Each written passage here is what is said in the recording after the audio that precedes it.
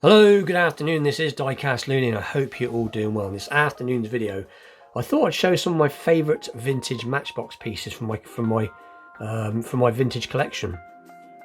As you all know, obviously I'm a huge Matchbox, or especially vintage Matchbox fan.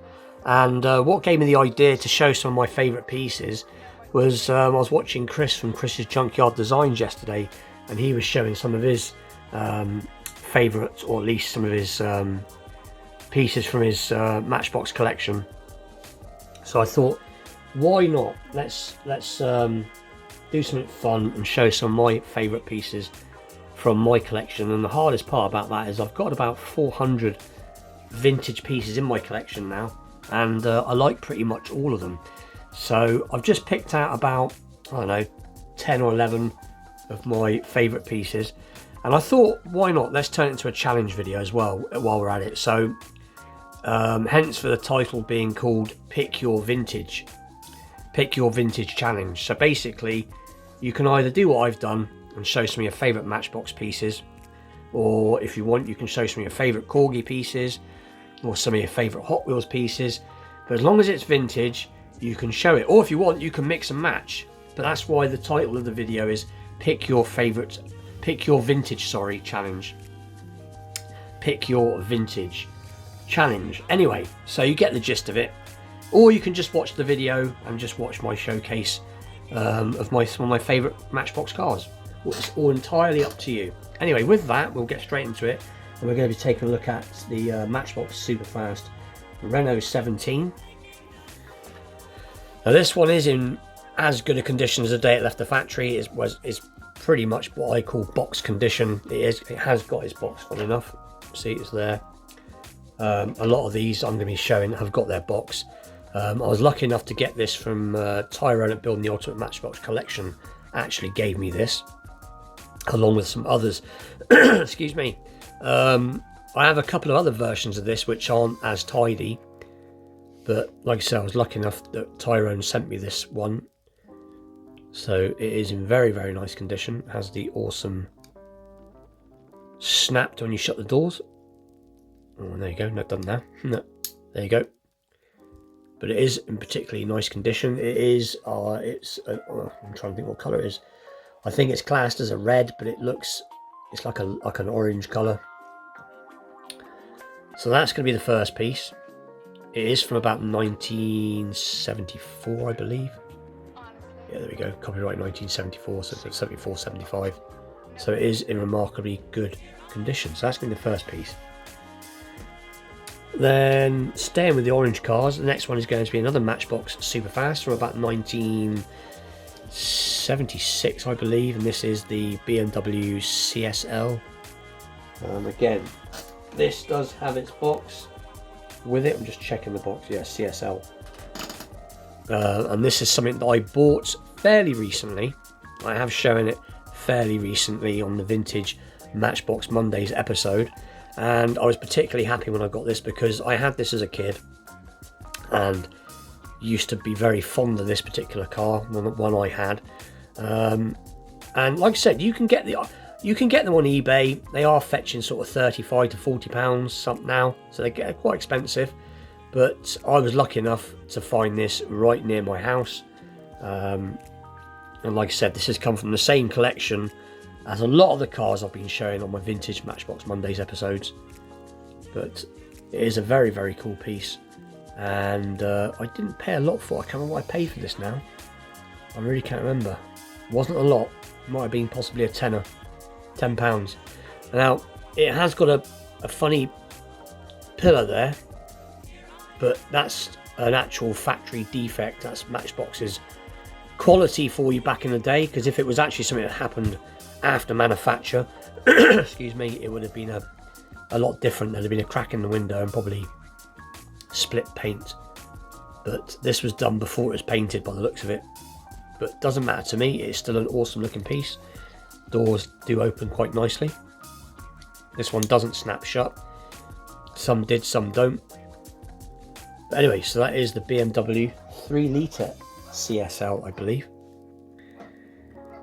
And then the next piece we're going to look at is going to be one of my many racing cars that I have. So this is the Formula 5000, I believe. Yeah, it's got 5000 down the rocker cover.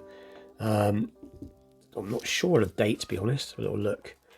So there you go, Matchbox, Superfast, number 36, Formula 5000, 1975. And again, this is one that came from Tyrone as well. I was very lucky to have this. Now, I've got a couple of others like this, which aren't in such good condition. One I did restore.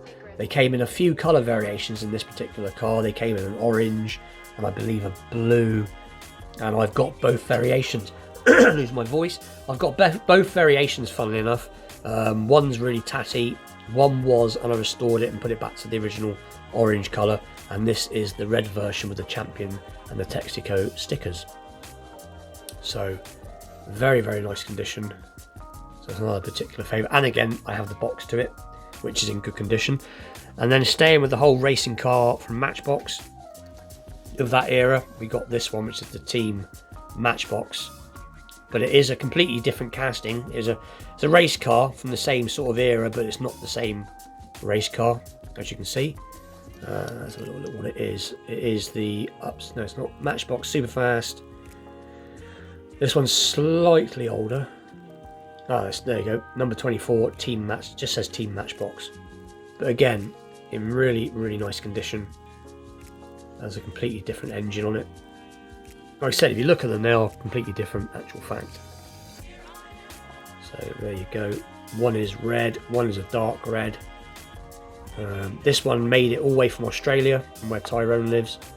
And this one I found on my doorstep. And again, it has its box. I will show you the box briefly if I put it to hand. It's here somewhere. Here is the box to this one. So as you can see, they also did it in yellow. But again, this one was on my doorstep. And I don't know the history on this one, because all these cars, they have a history. Some have had a hard life, some haven't. Possibly somebody like me, a collector, you know, like we do now. We buy modern pieces and we put them in cabinets and we put them away, and some of them stay in blister packs. This thing's obviously been very well looked after, or most likely been bought, boxed and put away. But as you can see, beautiful piece. So that is the Matchbox, or just Team Matchbox race car. And the next piece we're going to look at is slightly older. So it is the, just take the caravan off. So it is the MG 1100, and I got this from I'm trying to think where I got this from now. I actually got this from, I think it was a flea market. I think I paid £5 for it. Bear with me 2 seconds. Sorry about that, my partner was hoovering, and now our little dog goes mad when the hoovers go in, and he barks so much that I couldn't think what was going on, so she's put the dog out the back now. Anyway, so I got this from a flea market. I think I really can't remember. It was either £3 or £5. It wasn't a lot, but to find something loose without its box, and what you see it is in lovely, lovely condition. Again, this is pretty much mint, one little chip. And the thing is with these cars, these ones from the 60s, they really had thin paint. Really thin. I don't think they undercoated these. I think they literally just gave them a coat, possibly 2 thin coats of paint. But they aren't painted like the modern ones are. So for this to survive is no mean feat. It's quite amazing, really. But anyway, so that is the Matchbox series number 64 MG 1100. So we'll put it back on the trailer. So it's just a little super fast trailer I've put on there. So we'll move that out of the way briefly. And then staying with the trailer theme, we're going to take a look at a Capri. So we'll just take the trailer off for a second. So this is the Matchbox Ford Capri, and as you can see, it's not in mint condition. It's in what I call survivor condition. This is one my partner picked me up, as she knows I like the Capris. And I have most of the variations of the Capri from this era.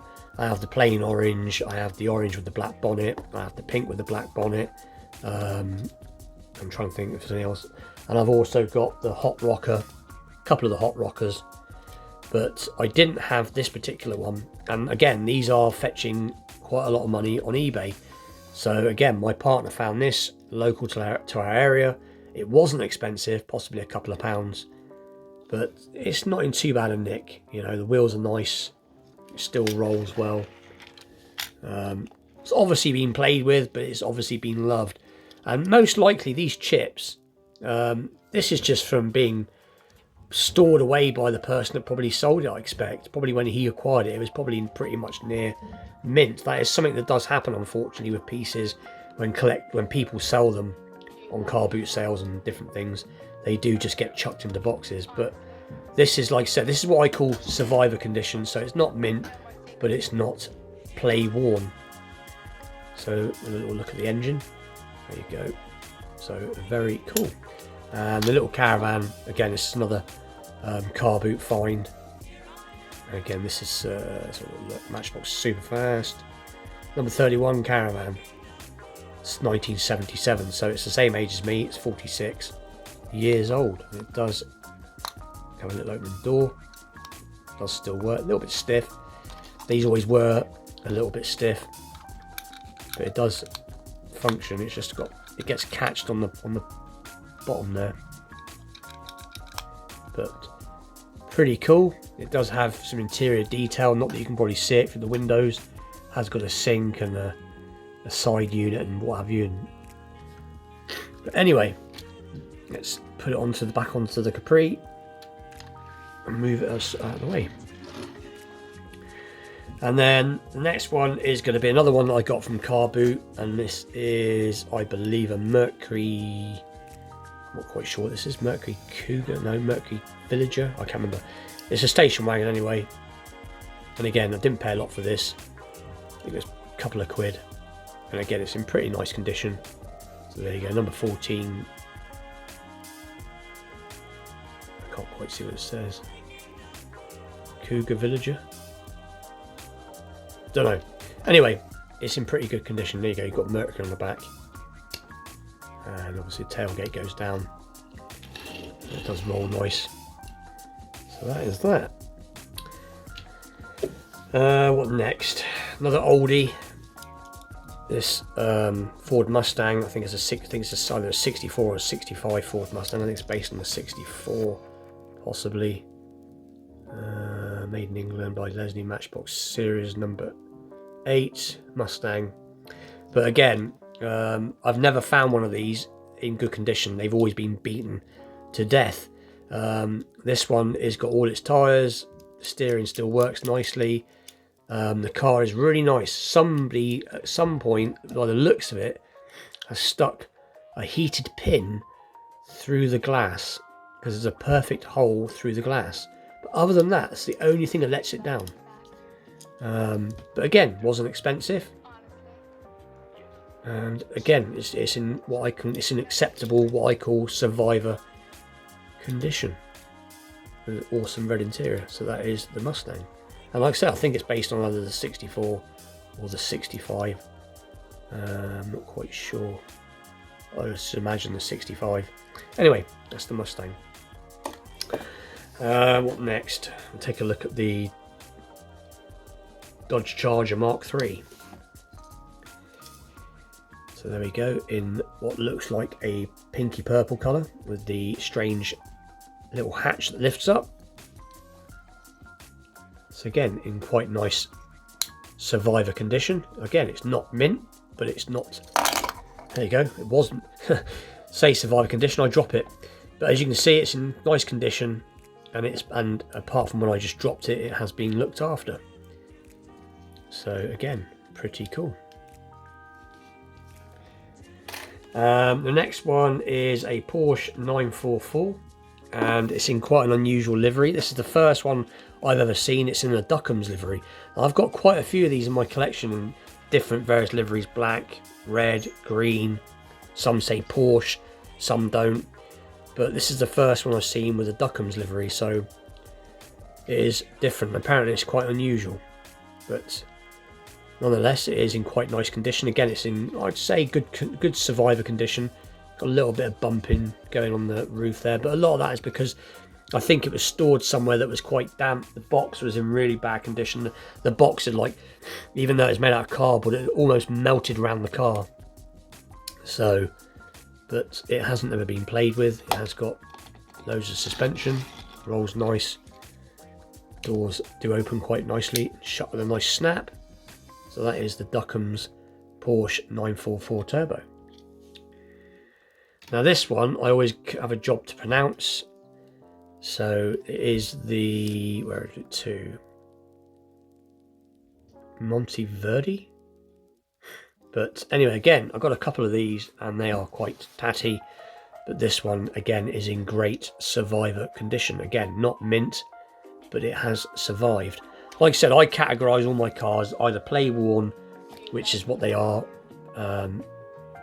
survivor condition, which is what this is, or, you know, something that's mint that's come out of its box. But as you can see, it's in really nice survivor condition. The interior is quite clean. Again, nice snap to the doors. So that is the Monteverdi. So cool piece. Right, let's just have a look what have we got left. I think we've got my favourite. Now this next piece is probably my favourite vintage Matchbox in my collection, which again is a hard thing to say because I have so much that I really do like, but I do really like this car. And it is this, I think it's a Mark IV Ford Cortina. And my dad, when I was a kid, he had 3 or 4 Cortinas. All of them were Mark III Cortinas, which is the more Coke bottled shape. And I can remember travelling around in them as a kid. One of the Cortinas my dad had was the sports version, so it wasn't the highest one. I think there was the GXL, I can't remember now, was the top of the range, I can't remember. But I know my dad's was the 1600 GT, so which was, again, it was in a green, it had like a vinyl roof. But I got lots of memories travelling around in Cortinas as a kid. And I remember being bought, and I had a green one like this and a blue one. And when you're a kid, having the same toy car as what your dad drives, or similar to what your dad drives, is a cool feeling when you're a kid. And I've been after one of these for years and didn't want to pay the prices because these have gone up in price now. And again, this came from that same place I've been buying all my Matchbox from recently. And this is in, like I said, in box condition. This has not been played with. It's got a bit of toning on the base, but again, that just happens. But the paint is awesome. Everything's good about it. It does have opening doors. A bit stiff, as you can see, but very, very cool piece. So this is probably my favourite vintage piece. And that's the thing with vintage Matchbox, at least for me, is the memories of playing with them as a child. And like I said, my father had quite a few of these. But anyway, this video's gone on for long enough. Hope you enjoyed my little showcase. I could have done it all day and all night because I've got so many vintage pieces now. I have been very, very lucky. But like I said, have a go if you want. Don't have a go. Show your vintage Matchbox or your vintage Hot Wheels. It'd be cool to see somebody show their vintage Hot Wheels. I do like seeing vintage Hot Wheels. I don't have many in my collection. I hope to remedy that one day. I'm starting to pick up the odd few here and there, as over here in the UK, or at least where I live, we don't come across vintage Hot Wheels very often, especially the red lines. I only have one in my collection that's original, I believe. But anyway, with that, please like, share, subscribe, stay tuned for more vintage pieces, unboxings, customs, wheel swaps, all that good stuff to come, and I'll see you all very soon. Thank you very much for watching.